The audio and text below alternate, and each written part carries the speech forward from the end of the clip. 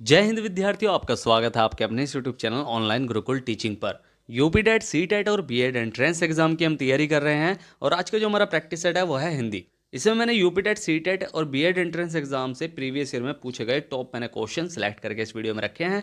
तो जो हमारे चैनल पर नए हैं या फिर जिन्होंने हमारी पिछली वीडियो को अभी तक नहीं देखा है वो हमारी प्लेलिस्ट से उन वीडियो को जाकर देख सकते हैं, या फिर मैंने उन वीडियो की लिंक डिस्क्रिप्शन बॉक्स में भी दे रखी है, आप वहां जाकर भी इन वीडियो को देख सकते हैं।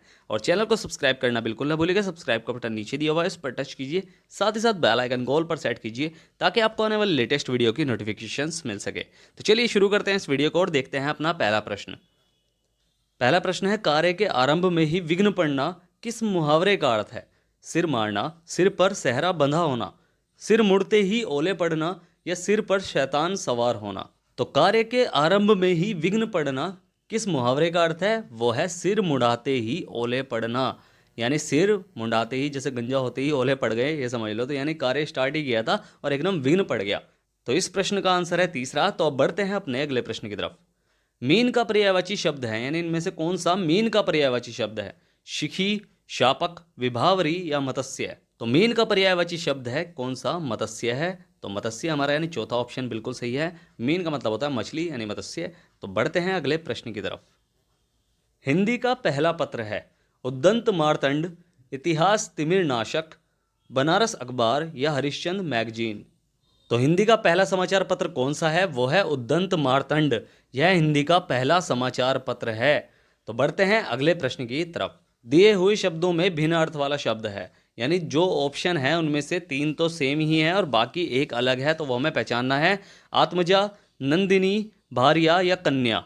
तो आत्मजा, नंदिनी और कन्या ये तीनों ही पुत्री के पर्यायवाची शब्द हैं। बस बचा क्या है? भार्या।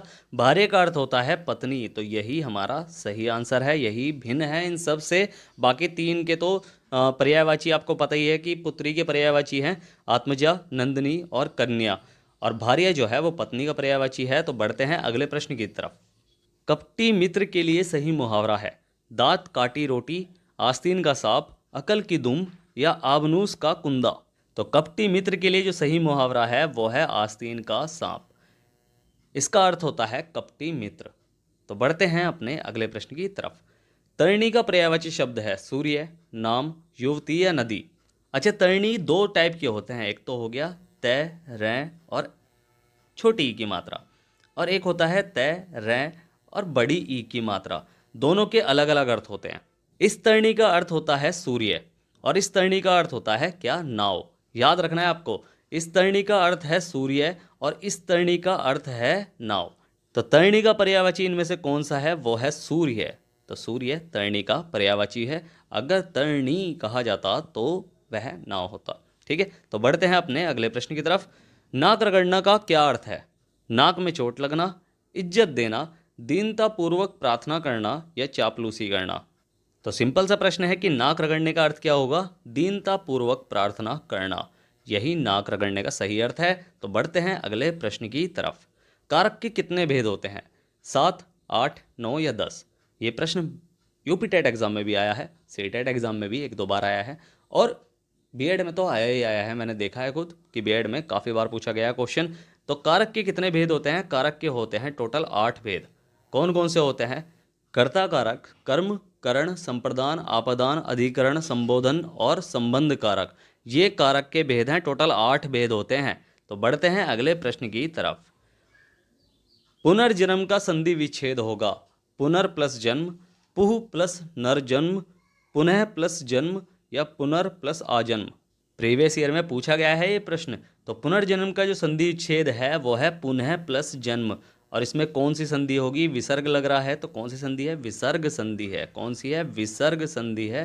तो यही आपको समझना है। ठीक है, तो बढ़ते हैं अगले प्रश्न की तरफ। काशी नागरी प्रचारणी सभा की स्थापना किस वर्ष हुई? 1893 ईस्वी में, 1900 ईस्वी में, 1903 में या 1905 में? तो काशी नागरी प्रचारणी सभा की स्थापना किस वर्ष हुई थी? वो हुई थी 1893 ईस्वी में। किसने की थी? तो 3 व्यक्तियों द्वारा की गई थी। बाबू श्याम सुंदर दास ने, राम नारायण मिश्र ने और शिव कुमार सिंह ने। तो आप इस तरह भी याद कर सकते हैं, काशी नागरी प्रचारणी सभा की स्थापना किस किसने की? बाबू, राम, शिव, तीनों के एक एक वर्ड ले लो कि बाबू श्याम सुंदर दास का बाबू, राम नारायण मिश्र का राम और शिव कुमार सिंह का शिव। तो बाबू राम शिव, इस तरह आप याद कर सकते हैं कि बाबू राम शिव ने काशी नागरी प्रचारणी सभा की स्थापना की थी। तो इस तरह आप आराम से याद कर सकते हैं। तो इस प्रश्न का सही उत्तर है पहला, यानी 1893 ईस्वी में काशी नागरी प्रचारणी सभा की स्थापना हुई थी। अब बढ़ते हैं अगले प्रश्न की तरफ। किस कवि को कवियों का कवि कहा जाता है? धर्मवीर भारती को, शमशेर बहादुर सिंह को, रघुवीर सहाय को या सर्वेश्वर दयाल सक्सेना को? तो किस कवि को कवियों का कवि कहा जाता है? वो कहा जाता है शमशेर बहादुर सिंह को कवियों का कवि कहा जाता है। इंपॉर्टेंट क्वेश्चन है, प्रीवियस ईयर में आया है और रिपीट होते हैं कुछ क्वेश्चन बार बार, तो इसलिए अच्छे से याद करना है। तो बढ़ते हैं अगले प्रश्न पर। शुद्ध वर्तनी का चयन कीजिए, यानी इनमें से कौन सा शब्द शुद्ध वर्तनी वाला है? तो इसमें तो अगर आपको वाक्य के बारे में अच्छे से जानकारी है तो आप इसमें सीधा सही शुद्ध वर्तनी वाला शब्द बता देंगे। तो वो कौन सा है? आप सभी को पता है कि अगर आप पहचान चुके हैं तो ये तो अच्छी बात है कि वो है अस्पृश्यता।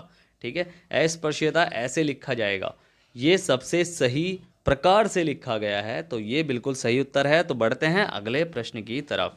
अति सूधो स्नेह को मार्ग है, किसकी पंक्ति है? आलम की, बोधा की, ठाकुर की या घनानंद की?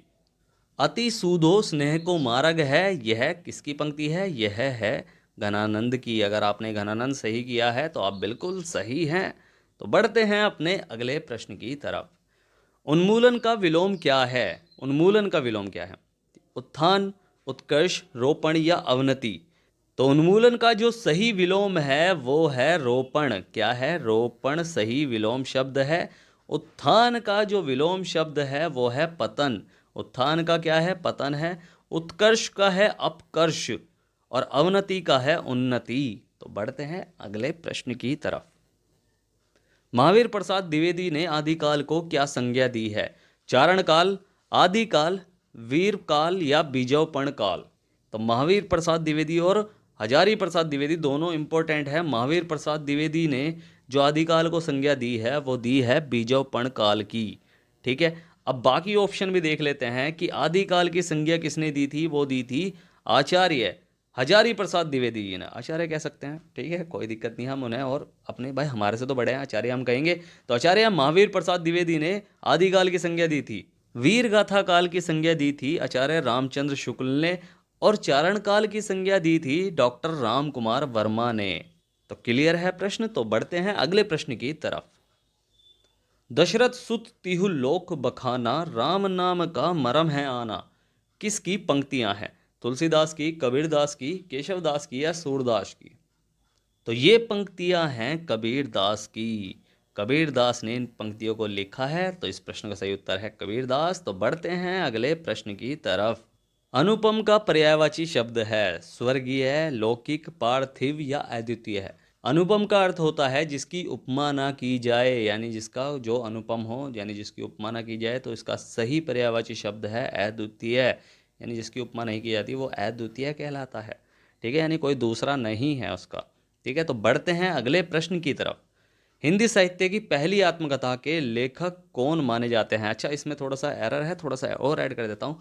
आधुनिक हिंदी साहित्य की पहली आत्मकथा के लेखक कौन माने जाते हैं? बाबू श्याम सुंदर दास, देवेंद्र सत्यार्थी, हरिवंश राय बच्चन या जयशंकर प्रसाद? तो इसके लिए आपको पता होना चाहिए कि आधुनिक हिंदी साहित्य की पहली आत्मकथा कौन सी थी। तो वो थी क्या भूलूं क्या याद करूं। अब क्या भूलूं क्या याद करूं किसकी रचना है?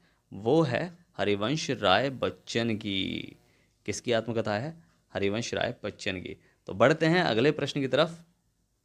कवि का स्त्रीलिंग है, ये तो इंपॉर्टेंट क्वेश्चन है, ये बार बार रिपीट होता रहता है, बार बार रिपीट होता रहता है। यानी इनमें से कौन सा कवि का सही स्त्रीलिंग है? वो है कवित्री, कवित्री, कवयित्री या कवियित्री? तो वो है कवियित्री सही स्त्रीलिंग है कवि का। तो ऑप्शन 3 हमारा बिल्कुल सही है। बढ़ते हैं अगले प्रश्न की तरफ, और ये हमारा अंतिम प्रश्न है। इंद्रियों को जीतने वाले के लिए एक शब्द है दूरदर्शी, दत्तचित्र, कुशाग्र बुद्धि, जितेंद्रिय। पहले भी मैंने लिया है, तो ये कितनी बार एग्जाम में पूछा गया है? देखो रिपीट हुआ क्वेश्चन है, तो मैं इसलिए कह रहा हूँ कि रिपीट क्वेश्चन होते हैं बार बार, तो इसलिए पुराने पेपर को जरूर देखें। ठीक है, देखना जरूर है, पक्का देखना है पुराने पेपर को, और मैं तो हेल्प करते रहूँगा। ठीक है, तो इसलिए चैनल को अभी सब्सक्राइब कर लें। इंद्रियों को जीतने के लिए एक शब्द है दूरदर्शी का मतलब होता है दूर की सोचने वाला, तो ये तो नहीं है। दत्तचित का मतलब होता है कि अपने कार्य में मन से लगने वाला, वो होता है दत्तचित। कुशाग्र बुद्धि का मतलब होता है तेज बुद्धि वाला। और जीतेंद्रिय का मतलब होता है जिसने अपनी इंद्रियों पर विजय प्राप्त कर लिया हो, जीत लिया हो अपनी इंद्रियों को, तो बस वो होता है, यानी वश में कर लिया हो, तो बस वही होता है जीतेंद्रिय। तो कैसे लगे आपको प्रश्न? अगर प्रश्न आपको अच्छे लगे हैं तो बिल्कुल चैनल को भी सब्सक्राइब करें, शेयर करें। मैं आपके लिए लेकर आता रहूँगा ऐसे प्रश्न, और वीडियो को लाइक जरूर करें। कुछ पूछना चाहते हैं तो कमेंट बॉक्स में मेरे से आप पूछ सकते हैं, मैं 100% हेल्प करूंगा आपकी। ठीक है, तो सब्सक्राइब अभी करें, सब्सक्राइब का बटन नीचे दिया हुआ, उस पर टच कीजिए, साथ ही साथ बेल आइकन को ऑल पर सेट कीजिए, ताकि आपको आने वाले लेटेस्ट वीडियो की नोटिफिकेशंस मिल सके। तो चलिए मिलते हैं फिर अगली वीडियो में, तब तक के लिए bye bye, tata, see you, जय हिंद।